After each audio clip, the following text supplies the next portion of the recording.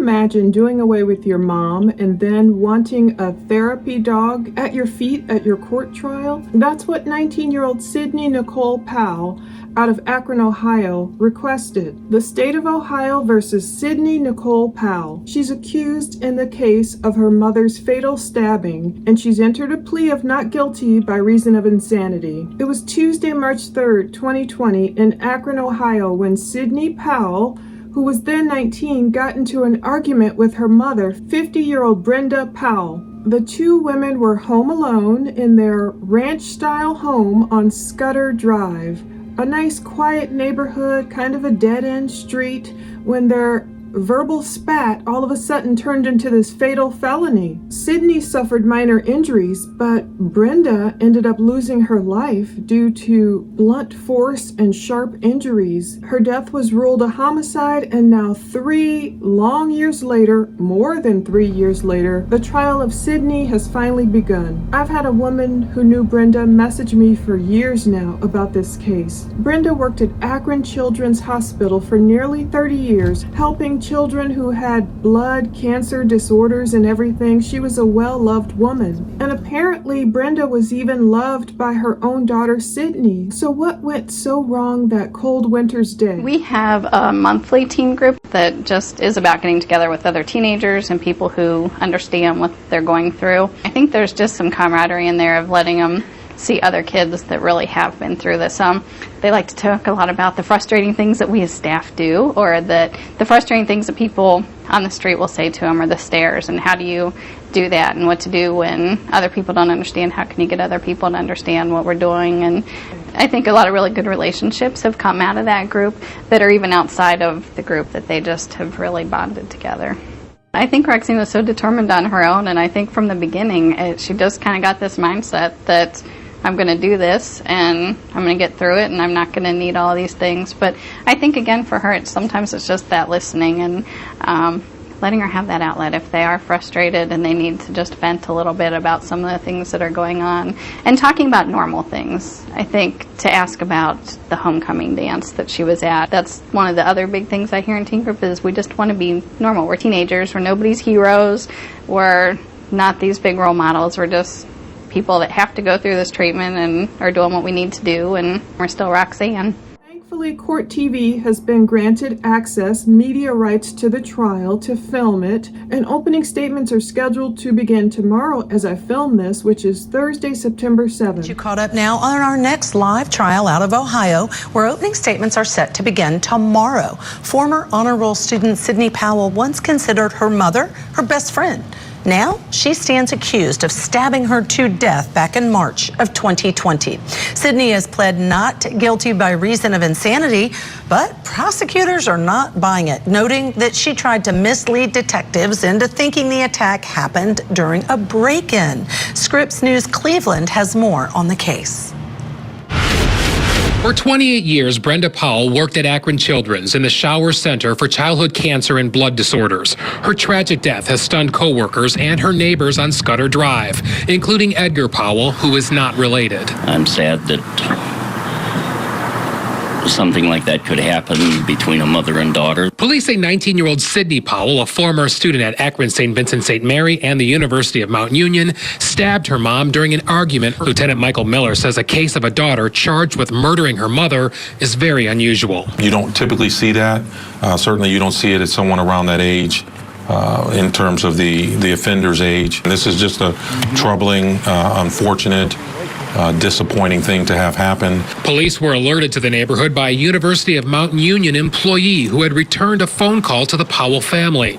During that call, the university worker heard a struggle and called the Akron Police Chief's office. An officer then relayed that information to dispatch. They were on the phone, and there was a lot of screaming going on, so he couldn't really say if it was like a physical fight, but just heard like a lot of yelling and screaming going on. Mount Union sent out an email to staff and students offering counseling, and St. V's president said the school is heartbroken by this shocking and tragic event. Neighbors say they're thinking of Brenda, who also leaves behind a husband and a teenage son. Sydney Powell now faces several charges, including murder. She is reportedly out on bond and remains under pretrial supervision. Sydney is staring down at charges of murder, felonious assault, tampering with evidence. She's now 21, and the weird thing about this case is Brenda didn't even call or get the chance to summon 911 for help. Instead, cops found Brenda injured when they received a welfare call from someone else, a man at the University of Mount Union. That's where Sydney was a student. At least Sydney was enrolled there from August 2018 until December 2019. So what happened to her enrollment as January 2020 approached? Apparently, Sydney had dropped out of college, and maybe her mother didn't know. Maybe Brenda found out when the university called Sydney that day, and perhaps that is what began such a violent argument that turned deadly. I mean, there's talk of Sydney potentially using some type of a frying pan. Either way, whoever called Sydney that day from the university ended up calling police because he said he heard yelling and screaming over the phone. And it prompted him to get concerned and call the cops because he called Sydney back twice. They must have gotten disconnected and Sydney didn't answer. Tuesday, March 3, 2020, 12:46 and 12 seconds. Yo, Akron Police and Fire, Tech 176. Hey, this is Nalda. I'm the chief's office. I'm sorry, this is who? Sergeant Nalda, I'm the chief's office. Uh-huh. I got a call from Mount Union College just now that one of their students, this is just going to be a check the welfare call. I'll give you the address here when you're ready. Go ahead. Scudder Drive, Scudder. Mm-hmm. Over there in District 9, went out as he's on the phone with the student who didn't make it to college today or make it school, and so they're on the phone, and there was a lot of screaming going on, so he couldn't really say if it was like a physical fight, but just heard like a lot of yelling and screaming going on, and then he tried calling back twice, and there was no callback. I mean, nobody called back, so he couldn't make contact with anybody. He just wants to have a car go by just to check on the status of the student, and I just realized I did not get her name. But it's a college-age female.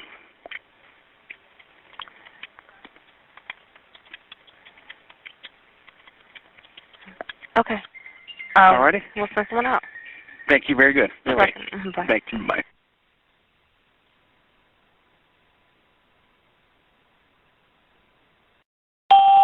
Tuesday, March 3, 2020, 12:47 and 38 seconds. Shortly after, Brenda lost her life and Sydney ended up getting bailed out. Sydney surprisingly got a $500,000 bond. She should have paid 10% of it, but by April 17th or so, 2020, she was out of jail. I believe her dad came up with the 10%. Court paperwork show at least $25,000 being paid. So she was arraigned in the Summit County Common Pleas Court years ago. And again, she entered a plea of not guilty initially, and Sydney changed it to a plea of not guilty by reason of insanity. Unthinkable crime, a woman accused of killing her mother. But was she mentally stable at the time of the alleged murder? Tiara Braddock now with the developing story. It's hard to imagine that a daughter would kill her own mother. That's exactly what police say Sydney Powell did in March of 2020. The 21-year-old is accused of stabbing her mother, Brenda Powell, to death inside their Akron home. Charged with murder and unclassified felony. Do you understand the charge? Yes, sir. Earlier this week, Powell changed her plea from not guilty to not guilty by reason of insanity. That's after she underwent a doctor's evaluation. Sydney was at a psychiatric hospital immediately after this event. She has been seeing doctors and counselors and psychiatrists and psychologists since she's been out on bond. Powell faced a judge on Friday via Zoom for a hearing regarding her mental health. Before her trial begins, prosecutors would like for another doctor to evaluate her. We had obtained the services of a Dr. Sylvia Obradovich from Summit Psychological. She has agreed to work on the case with us.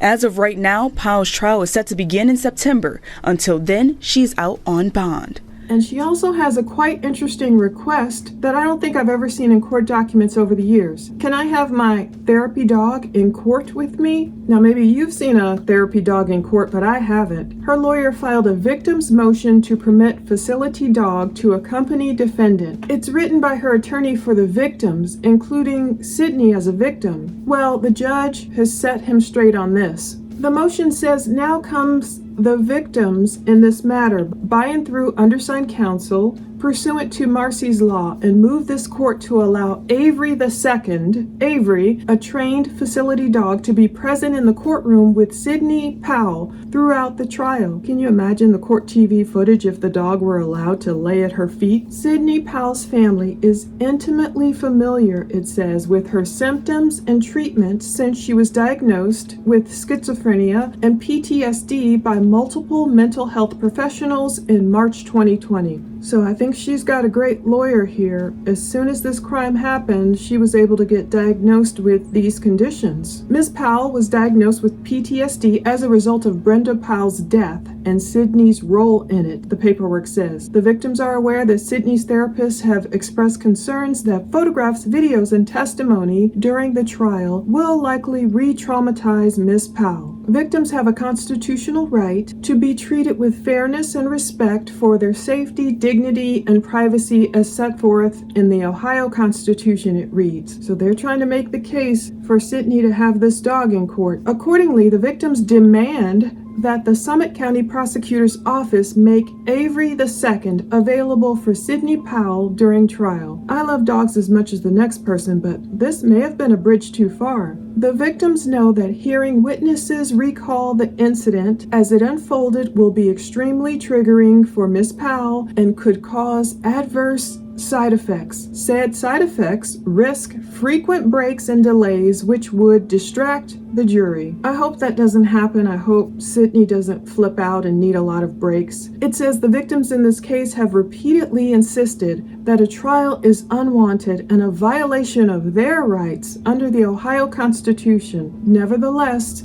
despite efforts to resolve this case short of a trial, the state has decided to move forward. They didn't even want her going to trial. Defense, of course. Accordingly, the state has a legal, ethical, and moral responsibility to respect and honor the victim's request to make Avery available to Sydney Powell during trial. It's like they're not counting Brenda's wishes in here. Wherefore the victims request that the court allow Avery to accompany Miss Powell inside the courtroom and remain by her feet during testimony. Well, it ended up being a moot point. According to Judge Kelly L. McLaughlin, she gave her order and it stated that all of the above were filed by attorney Jeff Laybourne. Mr. Laybourne has entered a notice of appearance indicating he represents 5 victims in this case. Now, who would those 5 victims be? They start talking about the Ohio Constitution. An article that's often referred to as Marcy's Law recognizes a number of rights for victims of crimes, but the judge wrote it defines victim as a person against whom the criminal offense or delinquent act is committed, or who is directly named in commission of the act. It excludes the accused from the definition of victim. It further states the term victim does not include the accused or a person whom the court finds would not act in the best interest of a deceased, incompetent, minor, or incapacitated victim. So they're saying, look, Brenda is the victim here. Although, of course, there are other peripheral victims, you can't say Sydney is the victim too. The victim has also requested the court permit Avery, a trained assistance dog in the care of the Summit County Prosecutor's Office, to be present in the courtroom with Sydney Powell throughout the trial. The assistant prosecutors have informed the court that the prosecutor's office will not be offering or allowing Avery II to accompany the defendant at trial. Therefore, the court finds that the motion is moot, which is smart. So there you have it. I'm grateful that Sydney's dad kind of stuck by her side in all this. I want to know, what were the family dynamics? At the same token, I feel for the people who, had such love for Brenda and all those she's helped over the years. I expect this sad and shocking case to garner national attention and prayerfully justice for all involved. I do have compassion for Sydney. I don't know exactly what happened that day. If she's truly mentally unstable, that's horrible. Obviously, something went wrong that day. I have compassion for Brenda, her own daughter, who she nurtured, loved, and raised, I'm sure, just turned on her. Did Brenda flip out because Sydney dropped out of college? Did Sydney display any symptoms of mental illness before this all went down? These are all the questions I am hoping that the trial can answer. And again, thank God for Court TV. John 14:6, Jesus answered, I am the way and the truth and the life. That's what I got here. Jesus is the way. No one comes to the Father except through me. That was my tattoo at 54 years of age, my first tattoo. Jesus is the way. So that's the hill I'm buried on. But hopefully, it's a belief system that Brenda too shared, and she's in heaven and looking down for justice. Now, I do have compassion on everyone in this case because we don't know what really went wrong here. No victim blaming here. I just wonder if Sydney, did she get overwhelmed by college like some kids do? And did she sneak and not tell her mom, look, I've dropped out months ago. I've seen the story over and over again. I've seen, parents paying for college, and sometimes the kids are dropping out or not going to class, or they're not where they're supposed to be. And instead of just talking to their parents and their parents hopefully understanding and working out a solution, sometimes it comes to a head. So I don't know. We'll find out more details. But I have compassion for Sydney, even though people can't believe, some people are saying, yes, she's all privileged and she got out. Other people in this situation would still be over there in Summit County Jail, just doing time, doing 3 years, waiting for their trial, and then if she's found guilty, doing more time, or if she's found not guilty by reason of insanity, getting out. Who knows? But if she really did, I don't know, did her mom flip out, and then did Sydney flip out even more and just enraged for some reason take it out on her quote-unquote best friend, mom? This is something that you don't see often. You don't see a 19-year-old girl just slay, allegedly, her 50-year-old mom. You just don't see that, especially with the photos of them appearing to be close and supposedly best friends. And maybe that's one reason her dad bailed her out so quickly, because he had the means or got the means somehow and was able to bail Sydney out. Maybe he knew the dynamic between mother and daughter. I mean, it can be sometimes a stressful dynamic. And once again, in no way victim blaming or shaming, because I hear Brenda was just awesome. I just wonder, was it a tiger mom type situation where, you hear your kids are dropping out of college, and did she react like, no, you're a smart girl? I think Sydney was valedictorian, or she was straight A student or something. She was really smart girl. Did her moms want her, of course, to stay in school and go on to get her college degree and hopefully have a successful life? Is that what the argument was about? And why couldn't Sydney just take it in like, okay, maybe my mom's not understanding me, but I'm not going to get some sharp object and a frying pan and cause blunt force injuries and stab her. Like, I really want to know for so many years now what happened. The way her dad is sticking by her side, and I don't know what's up with her brother, and they all lost Brenda. Was it a flash of rage? Was it a moment of insanity? And all these diagnoses she has in the wake of it, schizophrenia, I mean, that's serious. That can often start coming on when a child grows, from their teens into their 20s. I just want to know more. I want to know more about Sydney's state of mind. Were there problems before this? It's all a big mess, but it's a strange case, and you can just tell Brenda was really loved. Just a woman who helped so many children with cancer. It seems like she gave of herself so much, for someone to track me down and message me just for years. And I was trying to find it. I couldn't find her message to just finally message her back again after all these years, because she just wanted attention on this case. And I've been researching it for so long, and finally now we see it going to trial. And what will the justice be? What will be justice in this case? If it is insanity, I hope, if Sydney's really suffering from all these ailments, I hope she has the proper medication now. And I guess we'll see. We'll see when we see her on the stand and we hear her testify. And if we see her, you can tell true repentance and remorse from a person who truly knew they did the wrong thing. Or if it's not there, I don't know. either way, it's horrible. It's horrible to think of all the loss, the family's loss, the children's loss, everyone's loss, the loss of Brenda, but for it to start out this way, to ask for a therapy dog, therapy dogs are amazing. They're all over college campuses that I know. They help people. I love dogs. I love my dogs. But part of me is wondering, was this really to help Sydney, or also was it a ploy to look really more innocent and more in need of help by having a dog with you? You know, some people, they bring their dogs, of course, into their YouTube videos, and nothing wrong with that, of course. But some people get accused of bringing their cats or their dogs to make them look more lovable. And if that dog were allowed to accompany Sydney right there at her feet, can you imagine all the video on court TV of Sydney with the dog at her feet and, you know, making her look more vulnerable? Like if you need an emotional support animal, nothing wrong with that. I love dogs. I gotta tell you, I'm a dog person, born and raised with dogs. I mean, my dog accidentally scarred my hand. I mean, I love dogs, so this has nothing to do with animals. But in this instance, would it have been a ploy by Sydney's defense? And they sound like they're good. They're already calling her the victim, you know. Would it have been a ploy to make Sydney look a lot more innocent and vulnerable and have a jury go, "Aw, you know, she needs that therapy dog"? You guys know what I'm trying to say.